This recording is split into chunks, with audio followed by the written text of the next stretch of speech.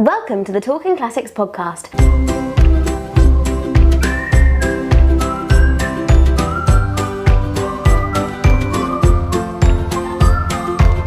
I feel very lucky to be here with Gordon, one of our directors here at Bridge Classic Cars, and he is going to tell us all about one of the oldest and rarest cars we have in our workshops, our 1905 Riley 9 horsepower. Gordon, so please tell us about this significant classic. We were offered the car, I would say 2019, and it's very, very difficult when you're a restorer and you're offered something that you not necessarily want, not necessarily feel familiar with, to say yes. So in this instance, we saw it. It was a pile of bits. It had fantastic history. It had, at certain times, so the story goes, been bricked up during the war because obviously with to keep it away from the enemy, and it was then restored. It was then partly restored by a gentleman who sadly died, and then it passed to another person who advertised it, and we went and saw it, and we bought it. Mm-hmm. It was, we believed it to be complete, and what we thought was this will be a great project that we can use, as we say, as a hospital job. So when the workshops aren't very busy, we could work on it and build it into something special. Oh, I see. I like that term. We're a hospital job. We don't really, at the time and even now, the era of that car we don't see a lot of, and we don't work a lot on those that years of cars.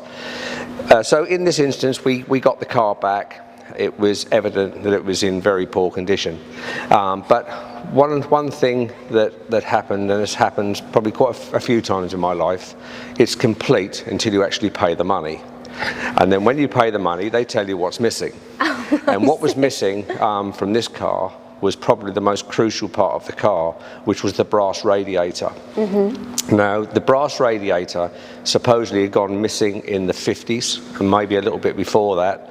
And so one of the first things you do is you think, oh, well, if I've got to replace that, I'll talk to some people and see if we can get one of those. So the first person I spoke to, who makes era brass radiators, said no problem. I told him about the Riley Coventry emblem on the front, which is basically pressed in. No problem. Oh, so someone was going to make one for you? Yes, we're going to get him to make us one. Yeah. The gentleman had got some fairly good drawings of it, so we knew what it looked like. So we thought, okay, how much is this going to cost? £16,000 was the first price that came back from the company, and we then realised, why had we bought this car?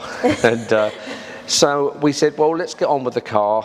Let's put that on the back burner, and it gives us plenty of time, as I say, to look for that at a later date. Some weeks later, we got a phone call from a gentleman who said he'd left that company and started his own company, and suddenly he could do it for $13,000. Again, we didn't place any orders. We thought no, but we realised that we were going to have to do it one day. Yeah. In Christmas 2021, we went for our Christmas dinner, and I got back to my office and we're just turning the lights off to go home for Christmas, and I got a telephone call from a lady who owns Beach Auctions. Right. I think it's Exeter or Plymouth, and she said to me, she's got my radiator. And I said, no, you haven't got the radiator. There is, I think, recapping a little bit, there's supposedly only 3 cars exist. Yeah, I was going to say, because this is like one of the very, very rare car. And when you look at those cars, the other 2 cars, they're different to our car. Right. The seating arrangement is different. There's certain subtle differences, which we, as novices, you learn about the car as you go along. You're not ever going to know from the start. So we just put it down that things get modified over the years. Might have been a problem with the woodwork, so they put a bench seat in rather than 2 seats. But so talking to Hillary, she said to us that she had our radiator, and I said, no, you haven't got our radiator. And she said, well, she was a lady who was very interested in very, very early carriages, horse-drawn carriages, although she was an auctioneer. And I said, what makes you think it's our radiator? And she said, she went on our website and basically saw, well, she first of all went onto the media to try and get an idea of how much and what it was off. Yeah. And she actually found our blogs and about the whole car, and then realised that she thought she had our radiator. I see. So we had a conversation, 10-15 minute conversation, where I said, can you send me some photos? Because I was really thinking, this isn't our radiator, you know, Yeah. and it's going to be a Riley radiator. It can't be our radiator. And I asked where it came from, and she said she was clearing out a stately home down in Devon Way, and one room was totally brass. The guy was obviously an enthusiast, and she sent me some pictures, and sure enough, it was our radiator. Not only really was it that it was a radiator, it had to be the radiator, because there was so few of these cars. It had to be our radiator. There was a few holes in it where they'd mounted it on a wall, and we said to her, will you sell it to us? And she said, no, I can't sell it to you. I've got to look after my customer's best interest, so we're going to put it into auction. Right. I said to her, who's likely to buy it? She said, there's 3 people who are going to be interested in that radiator. There's going to be the scrap merchant, because it's brass.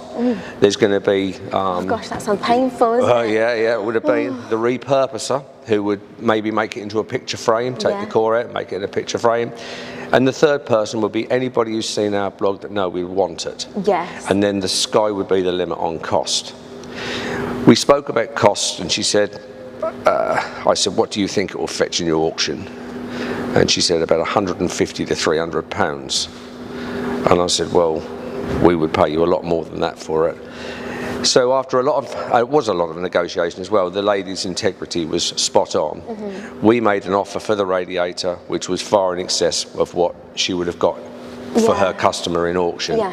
And we bought it, and we bought it with her the understanding that she would send it to us. And she was so nervous, she didn't send it. So we actually thought it didn't exist. Oh, no. So for 3 months, we were on about, are you sending it? And she said, yes, I'll send it. But in her mind, she wanted somebody to come our way in a car, so she could give it to them. That it went to you. I had a friend in Devon, so I went and got him to go and get it, and I went down to pick it up. And the day I went and picked it up, I found out that the refurbisher of these type of radiators was in Newquay. So it didn't even come back that day. We picked it up and we took it straight to Newquay, and it was refurbished. And that's what you see on the floor here today. I mean, it looks absolutely beautiful. And I just can't believe that is such an incredible story. I mean, the stars must have really had to align. Absolutely, It's like fate that you've now got it in your hands. Like, it's just things that you don't think will ever happen. No, that's right. And it did. It's magical. And I think when we look at it, we could probably see the value of what these people were quoting. Because when we look at radiators today, a few £100 put in the front of a car, I mean, that basically is a work of art. It is a work of art. That's exactly what I was just about to say. It's on the front of the car. It's the main focal part of the car, and as you'll probably see in photographs as we go along with this, you'll see how important it is. So we decided that we would, it gave us, I think, an added enthusiasm to get on with the car. So we're always very busy in our workshops, so we have had to use it as a hospital job. And here we are now, 3 years, getting on for 4 years later. And bit by bit, we put it back together, as you see behind us. So this is the car behind us. Yeah, you can't stress enough. Like, this car was literally in tiny pieces. Yeah, we went. Wasn't it? The day we went and picked it up was a very, very hot day, and basically the gentleman had gone outside of his garage, and I reckon he laid it out, and it took about sort of 50, 60 feet of concrete to lay all the individual parts out. Yeah. And of course, we just looked at a load of parts. We didn't know really what we got. Along the way, we've had new wheels made, but they're made with the original hubs. Amazing. So that's been done. The car is now running. We've done a few modern tweaks, so distributors and this sort of thing, where we've used a motorbike distributor, but it runs beautifully. And was it magical the first time it started again? Because it must have not started for like... Yeah, I was actually in my hundreds of office and they years. started it without me knowing. Oh, no. So I heard a sound which was totally alien. You were like, oh. Yeah, went out and realised that it was the Riley 9 that was running. The body, we've sent the body away various times away to have the seats repaired and back done. And we're now, I think, in a position where we've used a lot of the original body. I would say 80% of that is the original body. So that's really good. So I think at this time it's worth mentioning Gaydon Motor Museum. Oh, yeah. So because of the rarity of the car, we contacted them. And they were very, very enthusiastic because they have one of these cars. They have one of the other two that are on the road. So they were very, very enthusiastic for us to go and visit. And they shut the area for a day for us to be able to photograph to within an inch of its life every part of this car. So nothing, when we came back, I mean, we probably took the best part of 200 or 300 photographs. Yeah. So everything when we came back suddenly started to make a bit more sense of this is connected to this and this is connected to that. So what you see today really is probably 80% of the car is now finished, and it's very, very small amount. We're going to start to mount the body now. We're going to start to, it'll be hand painted. It'll be back like the original. So that's sort of, again, for us, a huge step forward. Yeah. We use another company who make our steering racks, and they bought a laser cleaner, which we'd never ever seen before. And again, we said to them, we'll give you the steering wheel. Yeah, right? I was going to say about the steering wheel, because it's quite a special story, isn't as you can see, the steering wheel came back. We have photographs of obviously before and after. But that was like 100 odd years worth of grime all over this, and it came back. And the way the laser clean is obviously it doesn't damage the integrity of the wood. So this is the original steering wheel. 100 odd year old steering wheel. We were then contacted by another gentleman called Jeff Haviland, and like all these things, we get a lot of emails. From people who say they know lots about things, and we do find that they don't. A lot of these things are picked up from the internet, which is obviously a very dangerous place.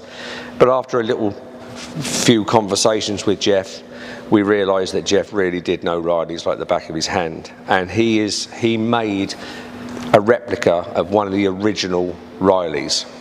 And Jeff is we're still waiting for Jeff to visit us. Jeff's has a few, he won't mind me saying, I'm sure, he's not a young man, and he has had some health issues, so we've tried to really fit round him, but he's so keen on coming to see us, it's unreal. And he's due to come at the end of the next month. But what came out of our first conversation, he said, do you realise how rare your car is? And we said, no, we don't. Please tell us more. Yeah. First of all, this has got removable wheels. Okay, now this era of car and before, most of them had wooden wheels, and if you had a problem with a wheel, you would leave the spokes in place and you would remove the rim with the tyre on, and the spare rim would be on the back and you would fit that up. Riley developed the removable wheel. Now, this is probably one of the first cars that ever had removable wheels, as we know all cars have today. What Riley didn't do, and as I understand, and I am going to say it's as I understand because yes, so you get told a lot of things. If they'd have patented that product, they wouldn't have had to build another car, because it would have made them so much money. If you think every car nowadays has got that facility. So he said to us at the time, your car is a prototype. So I went back to him and I actually said, what makes you believe that it's a prototype? He came straight back to us, I don't believe it's a prototype, it is the prototype. That's why you've got a bench seat, And a lot of the parts on the car are made in brass, because they would have made it in brass to make sure that it's okay. Yeah. And if it's okay, then they would go into casting, quite a few of them. And when we got this car, the first thing we said, and the V5 said, that it was a 1905 car. And lots of Riley enthusiasts came out of the woodwork and said, these cars are 1906, 1907, that's when they were built. Your car's just wrongly registered. Right. I believe Jeff, with the conversation I've had, Jeff, that we have got a prototype. Yeah. It also goes to the gearbox lid. On all the production vehicles, they have a cast number. Right. We don't have a cast number. We just have a lid. Okay, so there's a lot of differences on this car. The front of this car is slightly smaller, narrower than the production vehicle. Right. And it went into production and was launched at the Motor Show in 1906. So again, not only have we got one of three, we believe that we've got the rarest one, number one or number two, because it was a prototype. Yeah. We've probably maybe even the first car in the world that's ever had removable wheels. I don't know, but that's the stories as we move along this journey to get this car finished. That's just amazing. I mean, I knew it was special, but I didn't realise how special this particular one is that we have right here. Well, one of the things in my life, I've always wanted to do the London to Brighton. This car is not eligible by 4 months. Oh no! But we've been told that they will sometimes do a special dispensation for something that's very, very rare. So the more information we get, and the more information anybody else can give us to make that rarity more solid, then we have a chance to put this into London to Brighton, which again ticks a bit of a bucket list for me. That would be amazing. Yes, so I think, in all honesty, the car will be finished in 2024. It has to be, really, because I want to retire. so yes, we need to get it finished now, and I think with all the bits of the jigsaw that's come together, I think we're there. Well, I'm sure I speak for me and anyone else watching, like it's going to be amazing to see the rest of the journey of this car. Yeah, and I think that it's very difficult to picture what the car is going to look like finished. Yeah. And I'm sure that our team here will make sure that the finished article, the way it's going to look, is on there, because the roof arrangement is a work of art as well, and the way it's all strapped on, because obviously it is a convertible, but like all these cars, it's nice to sort of be a bit more sheltered in the rain. So again, you know, what you see here looks really still like a very much of a parts car, but it isn't. It's very, very close. Okay. Amazing. Well, thank you so much. No Gordon. problem. No. But whilst I've got you here, there is another car behind me this side. Oh yes. The Vauxhall Wingham. Now this is extremely rare as well, isn't it? It is. Yeah. So some weeks ago, I had a customer who was interested in a Mercedes Ponton convertible. So I found out where there was one. And for restoration, obviously that's what we do. So I went and had a look at the car, went into the workshop, and as I was walking through the workshop, in the corner I could see the radiator of the car behind. Poking out. Yes, it was. It was definitely poking out. So of course I went, oh, you know, what's that? And he said, oh, it's a really rare car. That's a Vauxhall GY25 Wingham Carbiolet. And I went, well, I used to have a Riley 14J type, which I'd restored some years ago, which was for myself. So I was just interested in having a look at it. It was covered over, all I could see was that. Went and looked at the Ponton, did the bit of business there. On the way back, I said to him, Adam, can you please show me that car? He took it off, and then it was a very, very much of a wow moment. The car looked like it should be on Pebble Beach Concourse. It just looks immaculate. It is. It is absolutely superb. Now the story is really, really sadly, like a lot of these stories, we bought it. I had to buy it, right? When I saw it, I had to buy it. and it was in the hands of the executor because the gentleman had died. Oh, right. He'd been restoring it since 1973. Supposedly he'd spent £240,000 restoring this car. If you look at the standard of the restoration, it is, but it still wasn't completely finished, so I was happy to get it here to finish it. It's got some beautiful features. It's got like suicide doors, they call suicide doors, but the hinge arrangement links the front door to the back door. So when they're closed, if you can open the front door fully to the back door. Oh wow. Or you could open both of them halfway. It would make a beautiful wedding car because the back door you can fold to the front door. So we brought it in here, we finished it. The interior is a work of art. The dashboard is a work of art. It's certainly got all the traits of the previous sort of early 30s Vauxhall. So it's just bigger, a lot bigger. So we've done the final recommissioning, done a few little bits and pieces, and the decision was, what do we do with it next? We've had quite a lot of interest from auction houses. I'm not surprised. To put it in. Like all these things, heart rules your head. It isn't worth £240,000, it's worth a lot less. And we will put it in at a realistic price for somebody to go out and enjoy in the future. We're just at the moment, we are working with the DVLA at the moment to retain this original registration number, which is on the car today. In all intents and purposes, we're far enough along the road to know that we will be keeping this original registration. So yes, I would think probably within the next 3 months it will be seen at some auction in the UK. So keep your eyes peeled, everybody. But thank you so much, Gordon. No, it's been a pleasure. Thank you so much for telling us about the really rare and exciting vehicles we have here at Bridge Classic. Well, I never get to do this, so it's quite an education. So you're a natural. You've thank you very much. Thank you very much. Thank you That's so great. much. Cheers. If you like this series, remember to follow us and leave us a review on the podcast platform that you use. It really helps us out. Enjoy.